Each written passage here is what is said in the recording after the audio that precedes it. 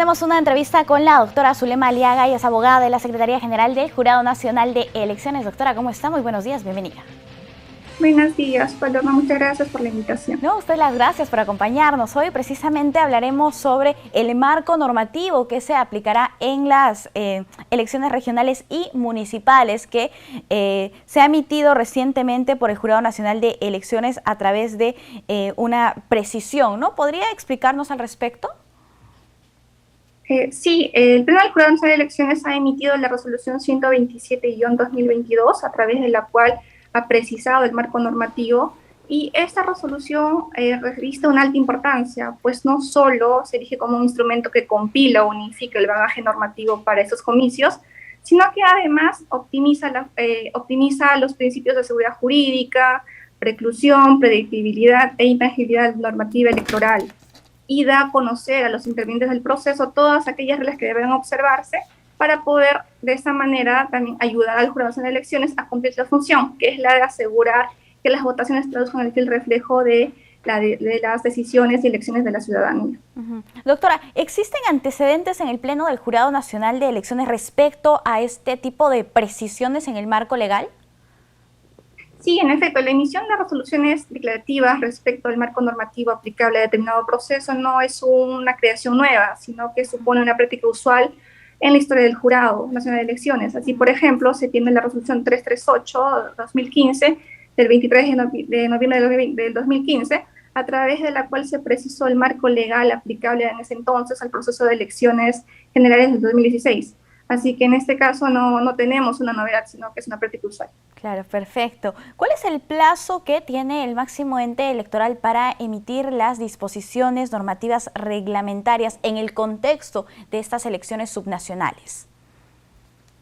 Para el marco de las elecciones regionales y municipales 2022 se han establecido como plazos, o en todo caso, tenemos dos leyes que han establecido plazos. La primera es la 31354, a través de la cual señala que todas las normas reglamentarias deberán publicarse el 5 de febrero de 2022.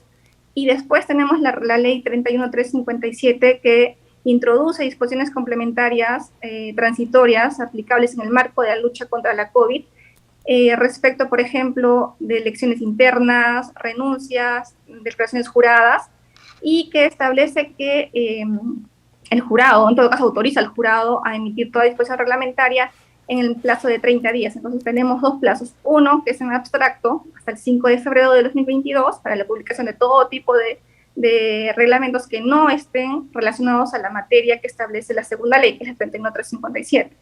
Es en observancia de estos plazos que el jurado emitió y publicó oportunamente los reglamentos y demás disposiciones reglamentarias y normativas netamente electorales para el desarrollo del proceso. Así, por ejemplo, tenemos la emisión del reglamento de elecciones internas, propaganda electoral, el reglamento de inscripciones tanto regionales como municipales. También tenemos disposiciones sobre renuncias, licencias, declaraciones juradas, entre otras normativas que han sido publicadas previamente del peruano, pero también han sido difundidas y publicadas en el portal institucional. Doctora, y en el caso del Congreso de la República, ¿hasta cuándo se tiene el plazo para hacer la modificación de la normativa, de las leyes relacionadas también a este proceso? Sí, para el caso del Congreso de la República también es de aplicación y de observancia estas dos leyes que han sido emitidas por dicho Poder del Estado, en el que en la ley 31354 es que se señala el primer plazo, que es una prórroga de 30 días calendarios a partir de la publicación de esta ley para que el Congreso pueda aprobar cualquier tipo de reforma electoral. En ese caso, en el respeto a ese plazo, el Congreso aprobó en todo caso la ley 31357, que estableció diversas disposiciones de reforma electoral. Esa es la última oportunidad que tuvo el Congreso para poder emitir cualquier norma de carácter electoral aplicable a este proceso. Ello no enerva que, por ejemplo, en su labor o producción legislativa actualmente pueda modificar alguna norma electoral, pero que eso prorrogar su vigencia, sus efectos, a la culminación del proceso actual. Claro, doctora, en todo caso ya no es posible que se modifique la normativa, ¿no? Y es que es necesario recordar que existe un principio o una medida de intangibilidad de las normas electorales, que esto evite que las reglas de juego se cambien en cualquier momento.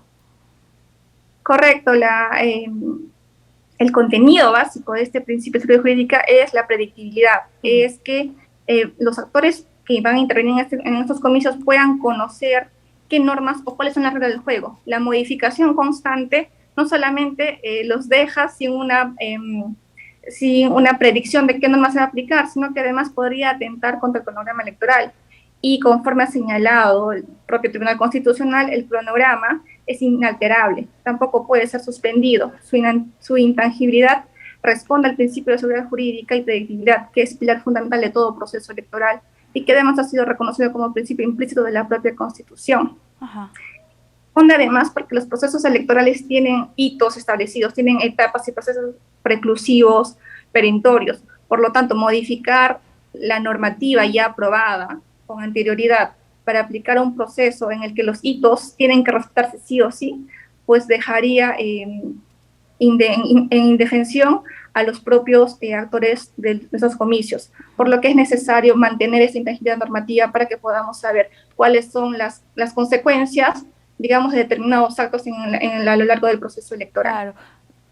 Doctora, para precisar en el sentido del cronograma electoral, una vez establecido, ¿este no puede ser alterado por ningún precepto? No, el cronograma electoral, como señalaba, contiene o se caracteriza por tener un cúmulo de actos concentrados.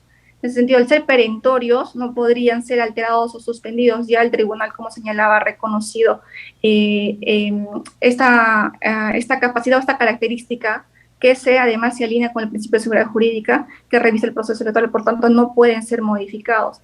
Además, porque el cronograma tiene una razón de ser, no solamente señala cuáles son las etapas o qué actos se debe desarrollar en cada uno de estos, sino porque además el resultado del cronograma o de la ejecución de cada acto nos va a llevar a que el jurado pueda proclamar correctamente a los candidatos que resulten ganadores del proceso dentro de los plazos que establece la propia ley. Entonces el cronograma no puede ser alterado de ninguna manera. Perfecto. Ahora, ¿qué pasa si los partidos políticos o alguno de los actores electorales o políticos no cumplen o no aplican adecuadamente esta normativa? Bueno, las consecuencias para la inobservancia en normas con rango de ley o en específico las disposiciones reglamentarias están específicamente establecidas en cada uno de sus cuerpos normativos. Y que pueden ir desde una inadmisibilidad hasta una improcedencia, retiro de candidatos. Eso va a depender de cada propia norma que ya preestablece y cada consecuencia. Por lo tanto, es importante la lectura de estas. Y además es muy importante traer una colación, esta es la resolución que se ha emitido recientemente, la 127 de 2022, ¿no? Porque ha recopilado todo el marco normativo para dar a conocer de manera transparente, oportuna, a las organizaciones políticas que van a ser los actores activos en este proceso electoral, pero también a los ciudadanos que pueden intervenir, digamos, a través de tachas, entre otros actos que se les permite por ley. Y cabe resaltar también que estas normas no solamente son compiladas ahora, sino que han sido previamente publicadas desde el mes de noviembre del año pasado hasta la fecha, por lo que puede ser de conocimiento público y puede ser también de libre acceso a través del portal institucional. Y se hace la difusión adecuada, ¿no? Por los diferentes canales, redes sociales del Jurado Nacional de Elecciones, JNE-TV, también está en el portal, como nos indicaba, y por supuesto en el diario oficial El Peruano. Sí, y además cada resolución ha sido previamente notificada a cada organización política inscrita a la fecha, así que la difusión y el conocimiento, la publicación ha sido cumplida. Qué bueno que lo detalla, doctora. Ahora, para estas elecciones regionales y municipales, ¿de cuántas leyes, reglamentos, disposiciones normativas estamos hablando? Conforme se ha recopilado en la resolución 127 de 2022, estamos hablando de un promedio de 30 normas electorales, que en efecto son normas aprobadas dentro del plazo señalado por las leyes para normas netamente electorales.